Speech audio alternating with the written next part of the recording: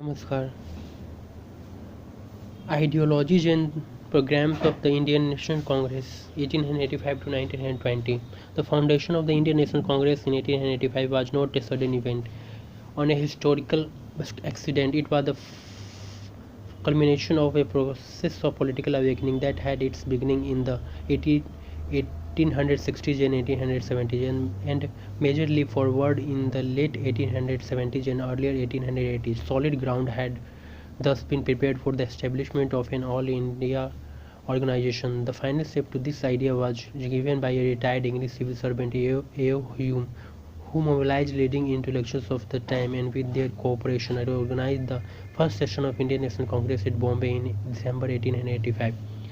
The first session of the Indian National Congress 1885 was attended by 72 delegates and presided over by Bommesh Chandra Banerjee. Uh, he, Hereafter, the Congress met every year in December in a different part of the country each time. Some of the great lead presidents of the Congress during the earlier phase were Dadabhai Nauroji, elected thrice, Badruddin Tayyabji, Firoz Shah Mehta, P. Anand Sharlu, Surendranath Banerjee, Romesh Chandra Dutt, Anand Mohan Bose, and Gopal Krishna Gokhale. The basic objectives of the early nationalists nationalist leaders were to lay the foundations of a secular and democratic national movement, to politicize and politically educate the people, to form the headquarters of the movement, and this is to form an all India leadership group and to develop and propagate an anti-colonial and nationalist ideology. In the first stage of its existence, from 1885 to 1905, the vision of the Indian National Congress was dim, vague, and confused. It may be referred as the period of moderate politics. The movement was confined to a handful of the educated middle class intelligentsia who drew inspirations from Western liberal and political thought. The second stated from 1905 to 1918 witnessed the emergence of a new and younger group within the Indian National Congress, which were sharply critical of ideology and methods of old leadership. They advocated the adoption of Swaraj as the goal of the Congress to be achieved by more self-reliant and independent methods. The new group came to be called the Extremist Party. The final stage from 1990 to 1947 was dominated by the objective of Purna Swaraj or complete independence to be achieved under the leadership of Mahatma Gandhi. The moderate phase from 1885 to 1905. The first phase of the existence of Congress is known as the moderate phase from 1885 to 1905. During this, the Congress worked for limited objectives and concentrated more upon building up its organization. The leadership was confined to a handful of educated middle-class Indians who drew inspiration from Western liberal and radical thought. It did not challenge the British authority but adopted a constitutional path. The national leaders like Dadabhai Nauroji, P. N. Mehta, D.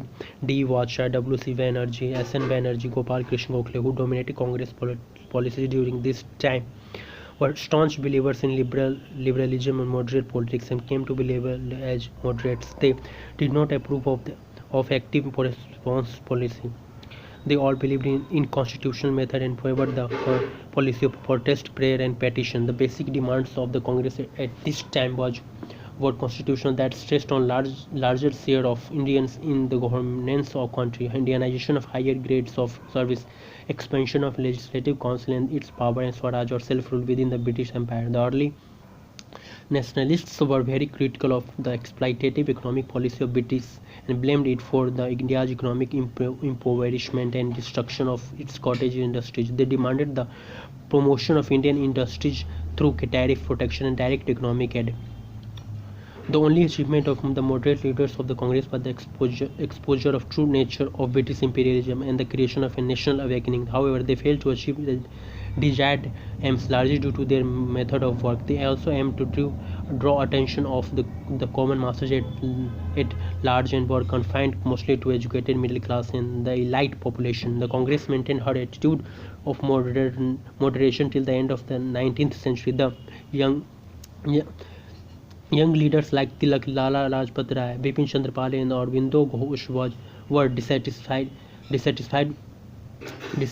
the working of moderate congressmen. They began to realize the uselessness of constitutional methods. It became necessary for them to adopt independent and honorable means to face the government.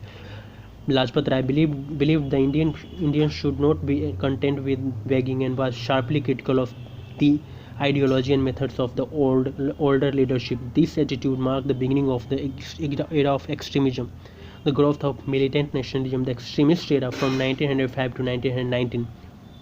The new leadership of the Congress was opposed to the soft politics of the moderates. They believed that independence could not be begged for but achieved through the sacrifice. The main cause for the rise of extremism in Indian politics can be attributed to the deteriorating economic condition of India under the British rule.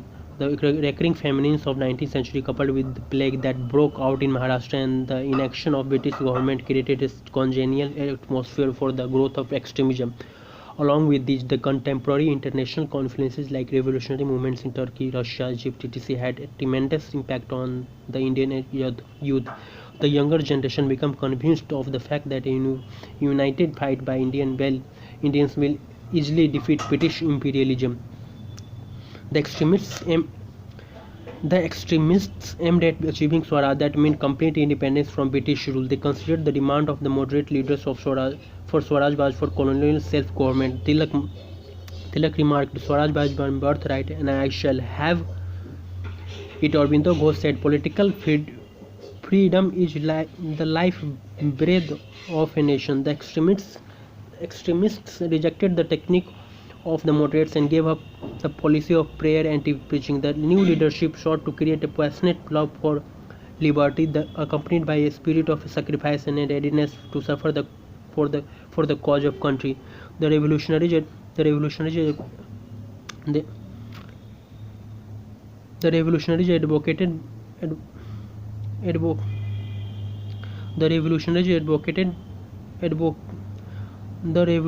advocated boycott of foreign goods, use of Swadeshi goods, national education and passive resistance. The program of economic boycott of British and other foreign goods and the use of Swadeshi or homemade products were designed to encourage Indian industries.